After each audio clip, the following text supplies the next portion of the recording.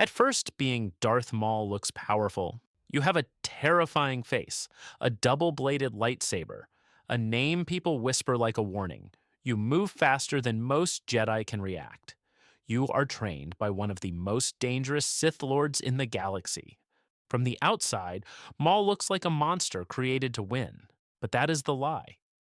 Because Darth Maul's life was never really his own. He was not raised to be a person. He was raised to be a weapon. And that is why it sucks to be Darth Maul. Maul was taken when he was young and shaped by Darth Sidious. Not loved, not protected, not guided like a son. Shaped. Every emotion he had was twisted into anger. Every weakness was burned out of him. Every normal part of his life was replaced with pain, discipline, and hate. He was not taught how to live. He was taught how to kill. Imagine growing up with no childhood, no friends, no safe home. No one asking what you wanted to become. Only training, only orders, only the idea that your value depends on how useful you are to your master. That is the first tragedy of Darth Maul. Before he ever became a villain to the galaxy, he was already a victim of the Sith. Sidious did not need Maul to be happy. He did not need him to be wise. He did not even need him to fully understand the plan. He only needed Maul to obey. And Maul did. For years, Maul believed that he was special. He believed he was the chosen apprentice, the hidden blade of the Sith, the one who would help destroy the Jedi and rise beside his master. But in reality, he was never the future. He was just the first move. That might be the cruelest part.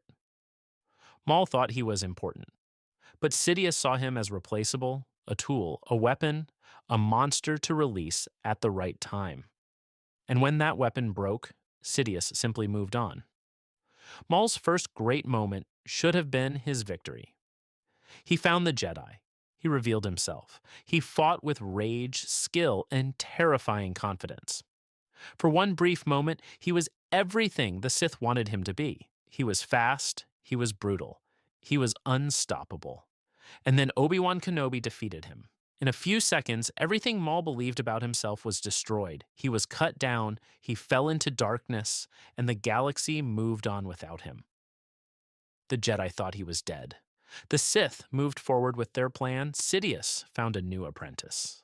The Clone Wars began, the galaxy changed, and Maul was left behind, not dead, worse. Alive, broken, forgotten. Half of what he used to be. For most people, surviving would be a blessing. For Maul, survival became a prison. He did not survive because he had hope. He survived because he had hate. That hate kept him breathing, but it also trapped him. Every day after his fall, Maul was not living. He was replaying the same moment again and again. Obi-Wan, the duel, the fall, the humiliation, the feeling of being abandoned. He lost his body. He lost his purpose. He lost his place in the Sith plan. And without revenge, he had nothing left. That is why Maul is so tragic. He does not know how to heal. He only knows how to turn pain into rage. When Maul finally returned, he was no longer just a Sith assassin. He was something more dangerous. A man who had lost everything, but still refused to disappear. He rebuilt himself. He found strength again. He gathered criminals, warriors, and outcasts. He created power in the shadows. For a while, it looked like Maul had escaped his old life. He was no longer just Sidious's weapon. He was a leader, a ruler, a mastermind. He built the Shadow Collective, an alliance of criminal groups that even took over Mandalore for a short time. But even then, he was not free. Because everything he built was still built on revenge. He wanted power, but not because power made him happy. He wanted power because he wanted to prove that he still mattered. He wanted to prove Sidious was wrong to throw him away. He wanted to prove Obi-Wan had not destroyed him. He wanted the galaxy to look at him and remember his name. And that is a miserable way to live. Because when your whole life is built around proving something to people who hurt you, those people still control you.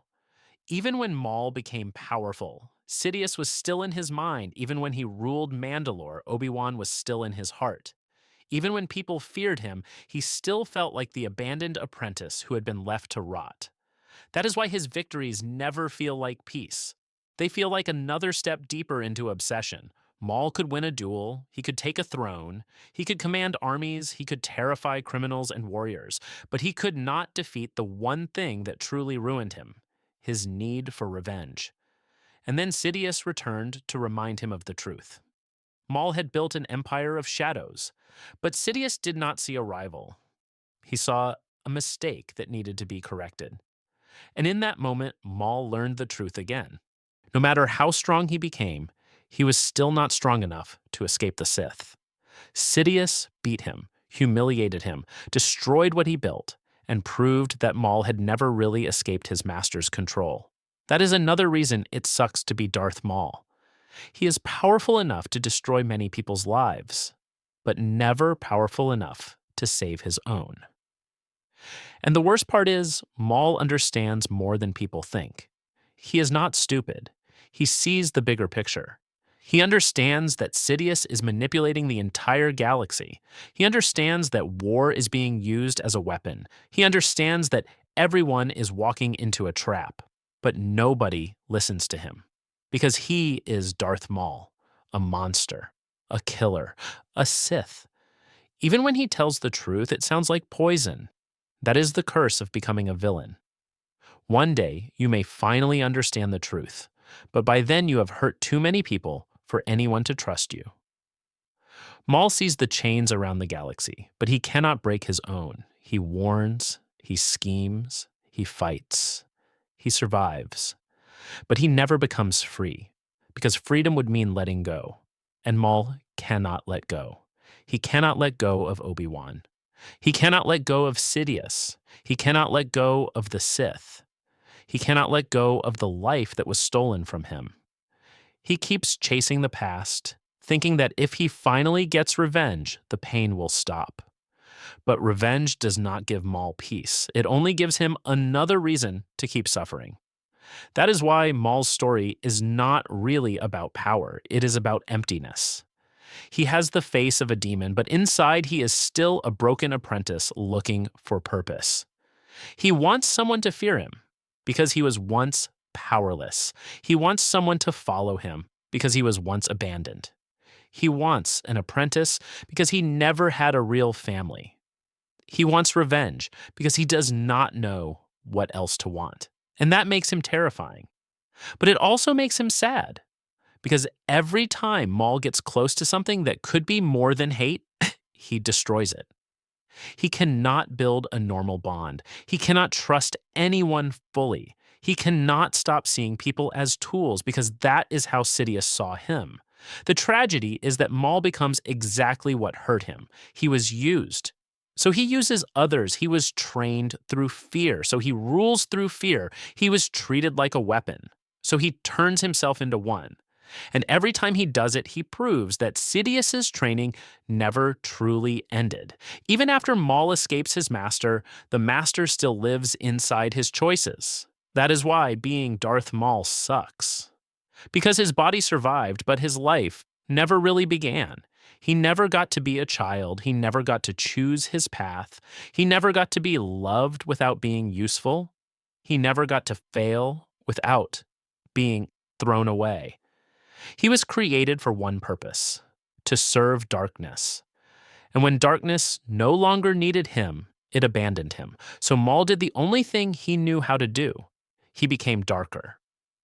But the darker he became, the more alone he was, and that loneliness followed him everywhere, into the underworld, into war, into Mandalore, into every duel, into every plan, into every moment where he thought revenge would finally make him whole.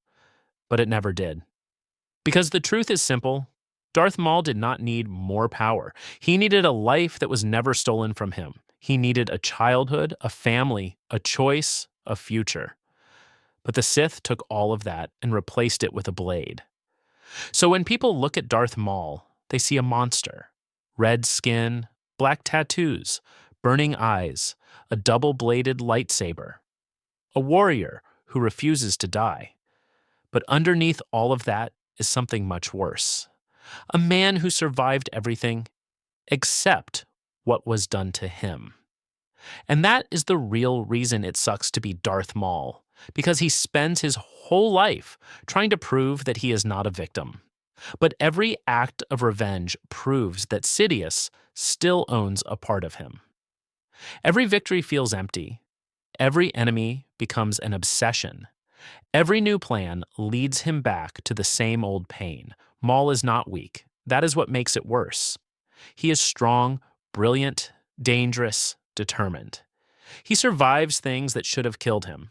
But survival is not the same as freedom. And Darth Maul never truly becomes free.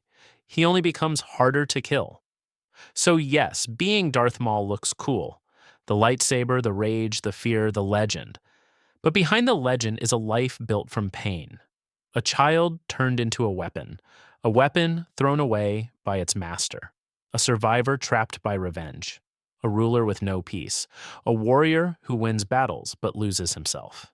And in the end, that is what makes Darth Maul one of the saddest villains in Star Wars. Not because he lost everything once, but because he kept losing himself every time he tried to take it back.